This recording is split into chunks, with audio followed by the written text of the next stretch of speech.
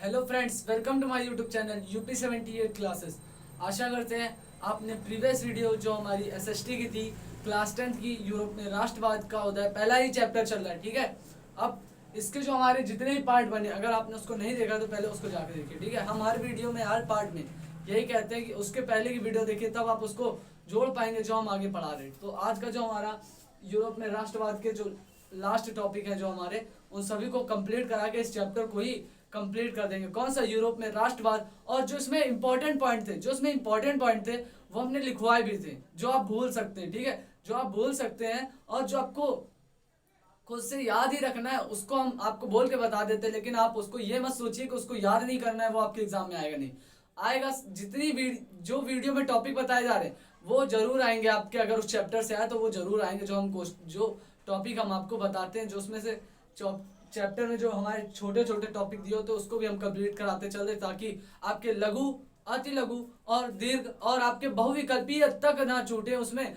हम ऐसे आपको उस टॉपिक को कंप्लीट कराते हैं। और जितने भी टॉपिक आपको बताए जाए, जितने भी हमारे यहाँ टॉपिक बताते जाते हैं, मतलब जितने भी हमारे लाइन वाइज, यानी कि सारी हेडिंग है तो हम आपको नहीं बताएंगे, लेकिन जो हमारे एग्जाम में आती है वो हम जरूर आपको बताएंगे। ठीक है, तो आप देखिए, इसमें कुछ हेडिंगें हैं, उसी के अंदर ही आपको समझ में आ जाते हैं। जैसे कि फ्रांस की क्रांति थी, हमने आपको क्या बताया? फ्रांस की क्रांति से अगर आपको भविकल्पियां हैं, चाहे अति लघु आए, चाहे लघु आए, चाहे दीर्घ प्रश्न आए, आपको सब एक ही, मतलब जो हमारा फ्रांस की क्रांति थी उसमें जो हमारा टॉपिक था छोटा से, उसमें इतना अच्छे से कंप्लीट करा दिया था, ताकि किसी भी प्रकार का आपका प्रश्न है तो आप उसको करके आओगे, छोड़ के नहीं आओगे बस। या ठीक है, जो हमारा जो उसमें लिखना होता है, हमें दीर्घ में भी लिखना होगा तो आप उसको अच्छे से लिख दोगे।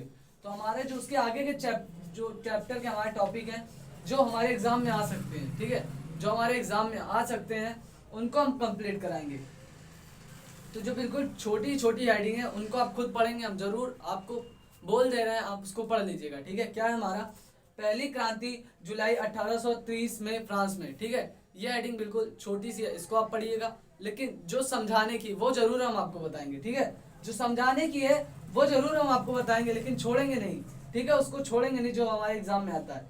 यूनान में स्वतंत्रता संग्राम और कुस्तुनतुनिया की संधि, ये भी आपके एग्जाम में पूछ लिया जाता है। अब बात करते हैं जो हमारा टॉपिक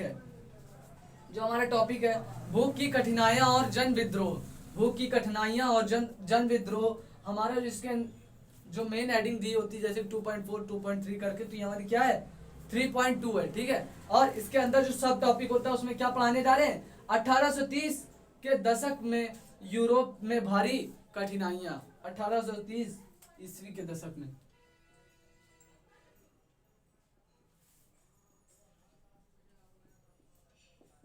ठीक है, दशक में यूरोप में भारी कठिनाइयां।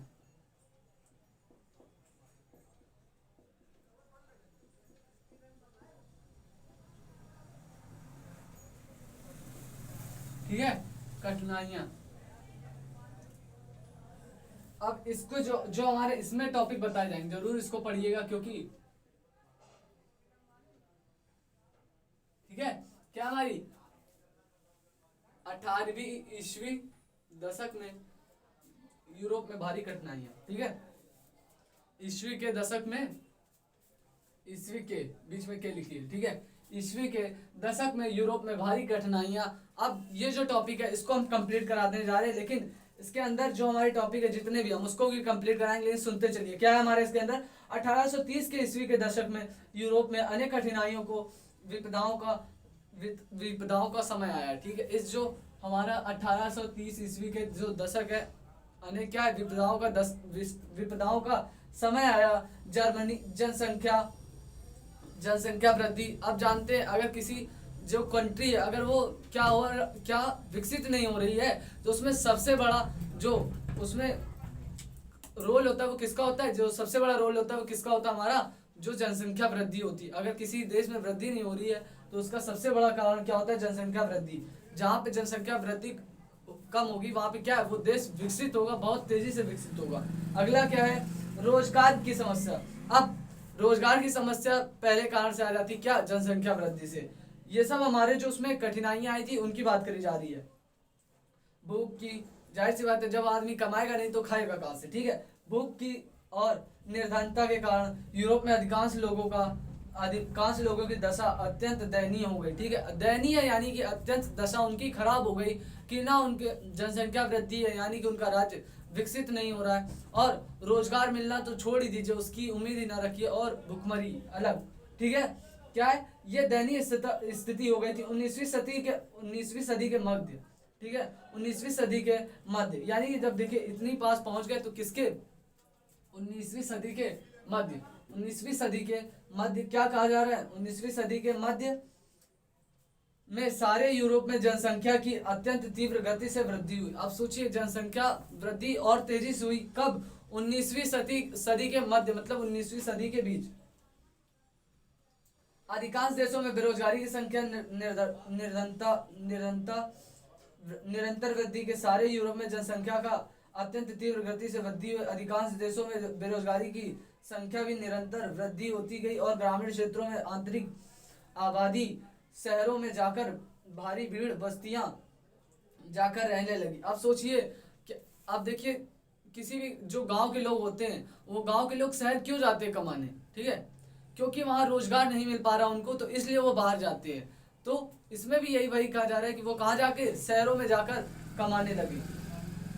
अब आप कहेंगे जो हमारा यूरोप था वो खुद ही शहर है, लेकिन बात क्या कही जा रही, जहाँ रोजगार नहीं मिलेगा आदमी दूसरी जगह जाएगा ही। ठीक है, तो वही कहा जा रहा है कि वो कहाँ पे जा रहे हैं, अन्य शहरों में। ठीक है, यूरोप के उन सभी क्षेत्रों में कुलीन वर्ग को भी सत्ता में था, यानी कि कुलीन वर्ग ही सत्ता में थी। अब आपको शुरुआत करा था कुलीन वर्ग से, अभी भी वही चल रहा है। ठीक है, मूल्य निरंतर बढ़ रहे थे।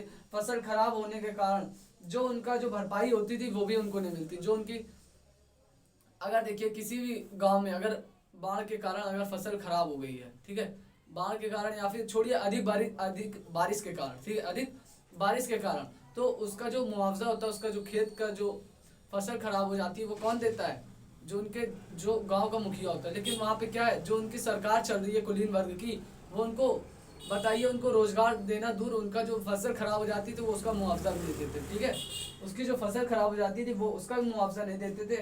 किसान अपने खेतों को छोड़कर रोजगार की तलाश में पलायन करने जाते थे। ठीक है, पलायन कर जाते थे, यानी अन्य देशों में, अन्य शहरों में चले जाते थे। किंतु वहाँ पहले से ही बेरोजगारी थी। इंग्लैंड में औद्योगिकरण की दृष्टि से आगे होने के कारण अन्य देशों में उद्योग का उत्पादन प्रभावित होने लगा और यूरोप के देशों में आर्थिक स्थिति की कमजोरी होती जा रही थी। तो इसमें कुछ नहीं कहा गया है कि उनकी जो समस्या थी वो क्या सामने आई, उनका जो निवारण करने के लिए वो क्या क्या करे। वो बाहर गए, अपने जो यूरोप को छोड़कर अन्य शहरों में गए और वहाँ पे उन्होंने देखा कि कहो उन्हें वहाँ पर काम मिल जाए, लेकिन वहाँ पे भी रोजगार नहीं मिला। अब किस वजह से नहीं मिला, औद्योगिकरण की वजह से। ये भी हमने आपको बता दिया। तो ये जो हमारी हेडिंग थी ये क्या हो गई, कंप्लीट हो गई। इसमें इससे ज़्यादा कुछ नहीं लिखना, ऐसे ही आता है आपके एग्जाम में लिखने के लिए। ठीक है, इसको देख लीजिए। देखिए हमारा क्या कंप्लीट हो गया है, 1800 ईस्वी के दशक में यूरोप में भारी कठिनाइयाँ, ये हमारा कंप्लीट हो चुका है। अब इसके आगे की जो हेडिंग है, मेन हेडिंग है, उनकी बात करते हैं हमारी, क्योंकि अब जो इसके अंदर अच्छे से समझाने वाली हेडिंगें थी उसको हम आपको बता के कंप्लीट करा चुके हैं और जो आगे आ रही है उनको कंप्लीट कराते चल रहे हैं। ठीक है, आज की वीडियो में यूरोप के जो राष्ट्रवाद का चैप्टर है आज उसका अंत होना है। ठीक है, उसको हमें कंप्लीट करना है कुछ भी करके, क्योंकि हमारी ज़्यादा हेडिंगें बची नहीं है जो हमारे एग्जाम के पॉइंट ऑफ व्यू से इम्पोर्टेंट हो। तो हमारी क्या है, अगला हमारा जो है क्या है, जर्मनी और इटली में एकीकरण का निर्माण। इसमें हमने आपको जर्मनी का एक छोटी सी पहले हेडिंग थी वो भी हमने आपको बताई थी, लेकिन अब जो हमारी हेडिंग है वो किस पे, इटली के भी एकीकरण के ऊपर हेडिंग आई है। ठीक है, इटली के एकीकरण के ऊपर भी जो हमारा छोटा सा विषय है उसको भी समझते क्या हमारा इटली के एकीकरण में क्या हुआ था और जर्मनी में एकीकरण के लिए क्या हुआ था। क्या है, जर्मनी में क्या सेना राष्ट्र की निर्माता हो सकती है। अब इसको लिख लेते हैं, जर्मनी और इटली में एकीकरण क्या हमारी 4.4 है। ठीक है, 4 जर्मनी में एकीकरण। ठीक है, जर्मनी में क्या है, एकीकरण। अब इसके अंतर्गत आई है 4.1 हेडिंग क्या है हमारी, जर्मनी में एकीकरण। जर्मनी में एकीकरण, जर्मनी में एकीकरण। अब इसके लिए क्या करा गया उन्होंने, जर्मनी, क्या सेना राष्ट्र की निर्माता हो सकती है? यानी कि जो सेना होती है वहां की सेना क्या कर रही है, राष्ट्र का निर्माण कर रही है। और पूरे चैप्टर में खाली एक ही चीज की लड़ाई है, क्या करना है उनको, राष्ट्र राज्य की स्थापना करनी। तो इसमें क्या कहा जा रहा है, क्या सेना राष्ट्र की निर्माता हो सकती? तो इधर लिखिए इसी के अंदर, जर्मनी, क्या सेना राष्ट्र की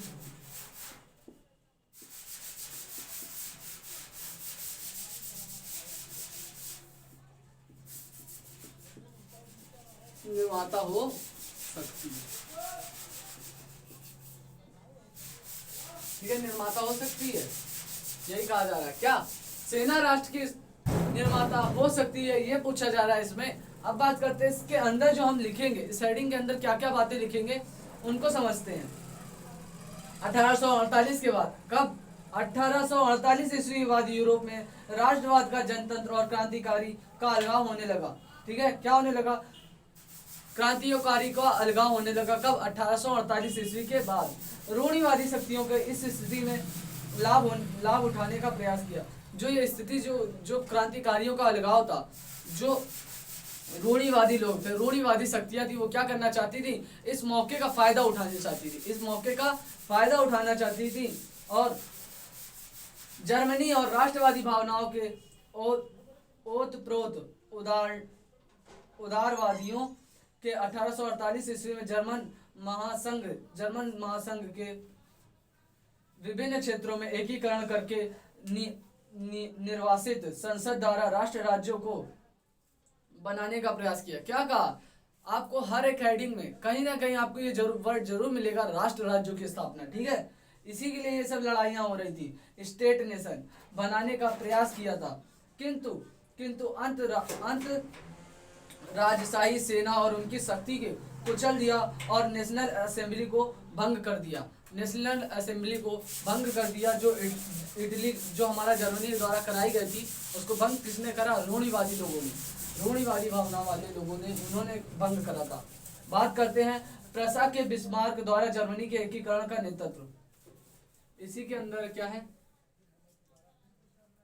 प्रसा, लिखते जाइए हेडिंग है, क्या है, प्रसा के बिस्मार्क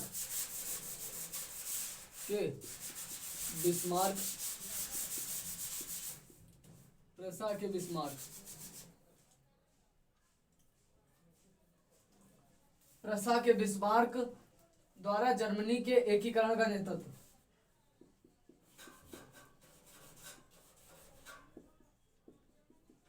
एकीकरण का नेतृत्व,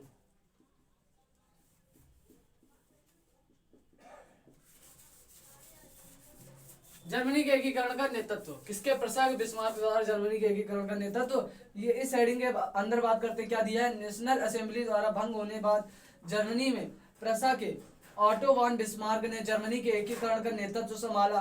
बिस्मार्क के नेतृत्व ने ऑस्ट्रेलिया, डेनमार्क और फ्रांस में हुए जो युद्ध थे, युद्ध में प्रसा की जीत हुई थी। अब देखिए, जो इतने सारे युद्ध हुए, उसमें एक जो राज्य था उसने फायदा उठाया, किसने, प्रसा ने। ठीक है, किस किस के युद्ध, ऑस्ट्रिया, डेनमार्क और फ्रांस में, फ्रांस से हुए युद्ध में प्रसा ने फायदा उठाया और जर्मनी के एकीकरण को जर्मनी का एकीकरण पूर्ण हुआ। अब इसके बाद 1871 ईस्वी में वायसराय के हुए समारोह में प्रसा के राजा विलियम प्रथम, अब प्रसा के राजा उस समय कौन थे, प्रसा के राजा कौन थे,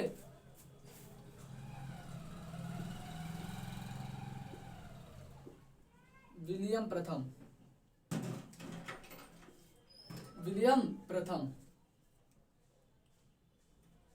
जाहिर सी बात है, विलियम प्रथम लिखा है तो द्वितीय भी होंगे, हाँ है, लेकिन अभी हम जो पढ़ रहे हैं उनको कंप्लीट करें। कौन है राजा, विलियम प्रथम थे, प्रसा के राजा कौन थे, विलियम प्रथम। जर्मनी के सम्राट घोषित किया गया और 18 जनवरी 1871 ईस्वी को वायसराय में महल में शीशा महल, ठीक है, शीशा महल, ठीक है, किसको हॉल ऑफ मिरर कहा जाता है, हॉल ऑफ मिरर, शीशा महल, शीशा महल, वायसराय के शीशा महल, जर्मनी के राज्यों में राजकुमारों को सेना के प्रतिनिधित्व के रूप में मुख्यमंत्री ऑटो वान बिस्मार्क सहित प्रसा के संपूर्ण मंत्रियों को बैठक की गई और इन प्रसा में काइजर विलियम प्रथम नेतृत्व में नए जर्मनी का सम्राट घोषित करा गया था, ठीक है, इसी समय जर्मनी का नया सम्राट घोषित करा गया था। अब जो हमारा जर्मनी में एकीकरण के लिए था वो हमारा कंप्लीट हो चुका है। जर्मनी में एकीकरण के लिए जो था हमारी हेडिंग है वो कंप्लीट हो चुकी है, इसी के अंतर्गत थी जितनी भी बातें थी हमारी। अब बात करते हैं इटली की, किसकी, इटली की, इटली की बात करते हैं, ठीक है, इटली।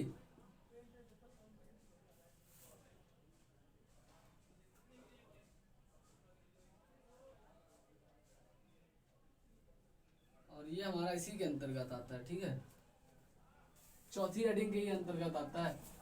क्या लिखा है, इटली, लेकिन इसमें क्या है 4.2 लिखे हैं, 4.2 क्या है, इटली। अब इसमें इटली के एकीकरण के लिए, इटली के एकीकरण के लिए अब जो हमारी हेडिंगें दी गई हैं उसमें क्या है, इटली के राजनीतिक विखंडन, इटली के राजनीतिक विखंडन, ये हमारी बिल्कुल छोटी सी हेडिंग है, इसको आपको खुद पढ़ना है, ठीक है,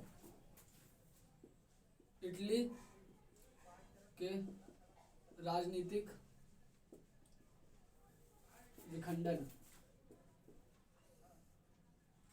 ठीक है, ये आपको खुद कंप्लीट करना, बिल्कुल छोटी सी हेडिंग है, इसको पढ़ने ज्यादा समझना नहीं है, बिल्कुल सिंपल भाषा में लिखा, ठीक है, बिल्कुल सिंपल। अब बात करते हैं इसके आगे जो हमारी मोस्ट इंपॉर्टेंट है, जो हमारी इसके बाद जो हमारी हेडिंग है, इसके बाद जो हमारी बिल्कुल मोस्ट इंपॉर्टेंट हेडिंग है राष्ट्रवाद और साम्राज्यवाद। ये दोनों आपको पूछा जा सकता है, राष्ट्रवाद और साम्राज्यवाद पर टिप्पणी करिए, यह हमारा बहुत ही बड़ा टॉपिक है, इसको भी कंप्लीट करना है आपको, लेकिन बिल्कुल सिंपल, बिल्कुल अच्छे से हेडिंग जो दी है हेडिंग पढ़िए और उसके अंदर के कुछ पॉइंट याद रखिएगा, वही आपको एग्जाम में लिख देंगे, वही आपको नंबर दिलाएंगे, और सब नहीं दिलाएंगे। हमने क्या कहा, हेडिंग पढ़िए, उसके अंदर जो चीजें दी गई हैं उसको कवर कर लीजिए, जैसे हम शॉर्ट नोट्स में लिखवाते थे बिल्कुल शॉर्ट फॉर्म में, उसको वैसे ही लिखिएगा, ठीक है। बात करते हैं इसमें जो नई हेडिंग है उसको कंप्लीट कराने की। 18वीं तथा 19वीं शताब्दी में राष्ट्रों में महिलाओं के रूपों में चित्रण, महिला रूपों में चित्रण, ठीक है, जो महिला थी उस समय उनके रूपों का चित्रण कराया जाएगा, कब, 18वीं और 19वीं शताब्दी में। ये जो हमारा कंप्लीट हो चुका है। अब बात करते हैं इटली के अंदर, ये हमारी बिल्कुल छोटी सी हेडिंग है, इसको आप खुद पढ़ सकते हैं, ठीक है, बिल्कुल सिंपल सी है। बात करते हैं 18वीं तथा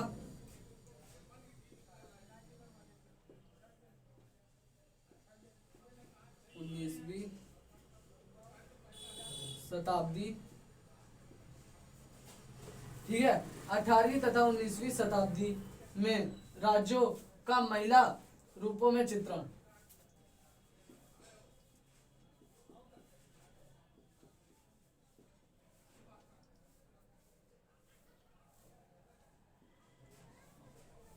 महिला रूपों में चित्रण। अब किनका किनका चित्रण करा गया है, अब आपको ये भी तो पता होना चाहिए, ये भी तो पता होना चाहिए, उन्हीं की बातें हम आपको बताने जा रहे हैं। पहला जो हमारी 18वीं तथा 19वीं शताब्दी में राष्ट्रों के महिला रूपों में चित्रण करा गया था, किसका किसका करा गया था, ठीक है, किसका किसका चित्रण करा गया था। पहला हमारा क्या है,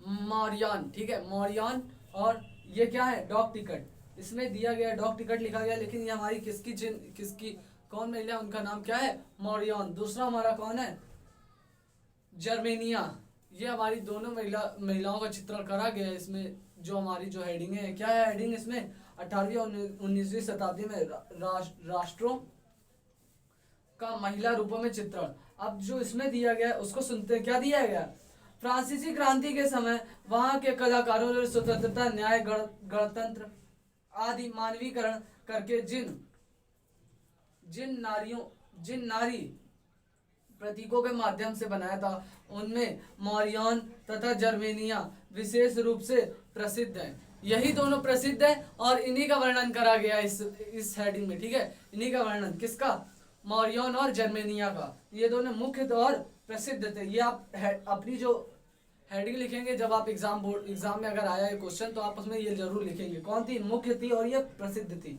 एक लोकप्रिय ईसाई नाम था, ये आपको नाम से ही पता चल रहा होगा, मौर्यन। ठीक है, मौर्यन। अब आपको नाम से ही पता चले क्या हमारा ईसाई नाम है। और जर्मेनिया, ठीक है, जर्मेनिया ये भी हमारा क्या नाम है? ईसाई नाम है, ये भी लिखा गया है इसमें।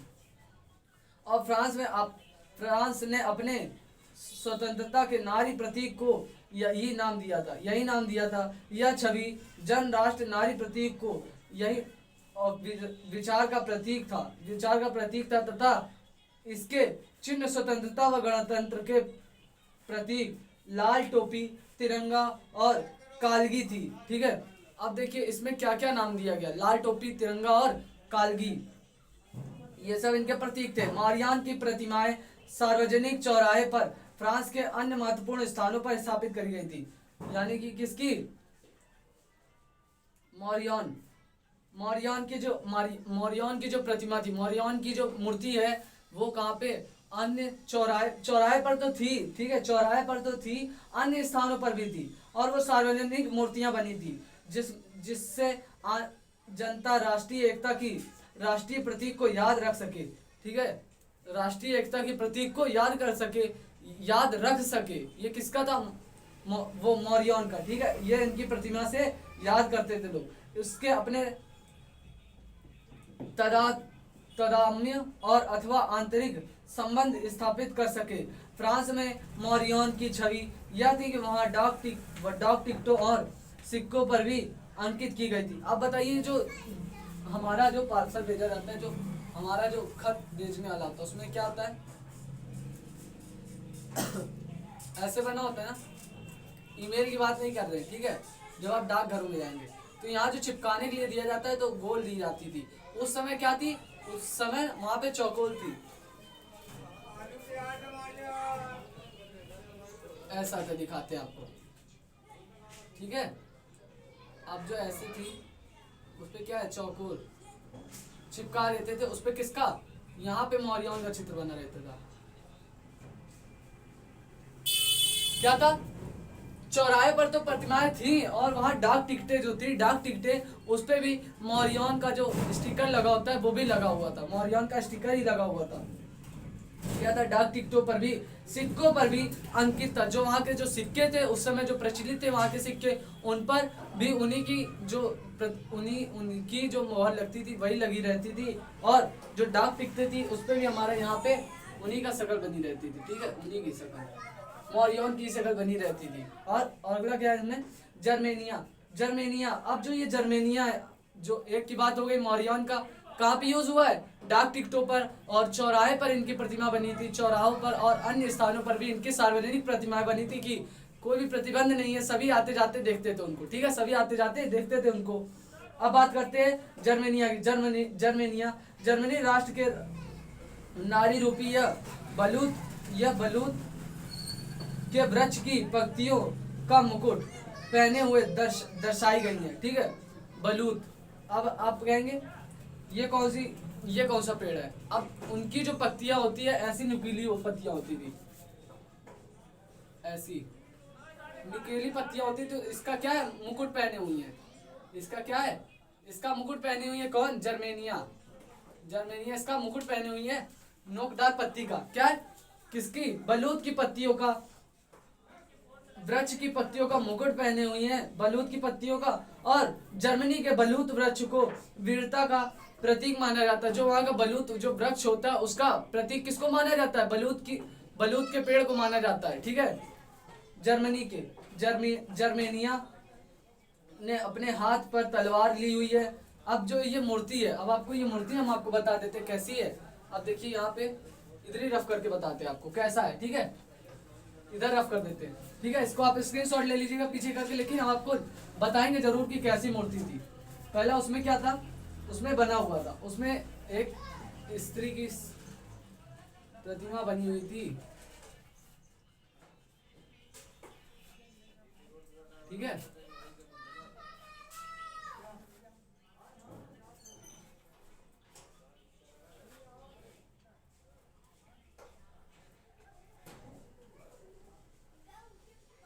ठीक है। अब यहाँ पे किसकी? दूसरे जो हमारा जो डाक टिकट थी उस पे जो हमारी शक्ल दी हुई थी वो इनकी थी, ठीक है।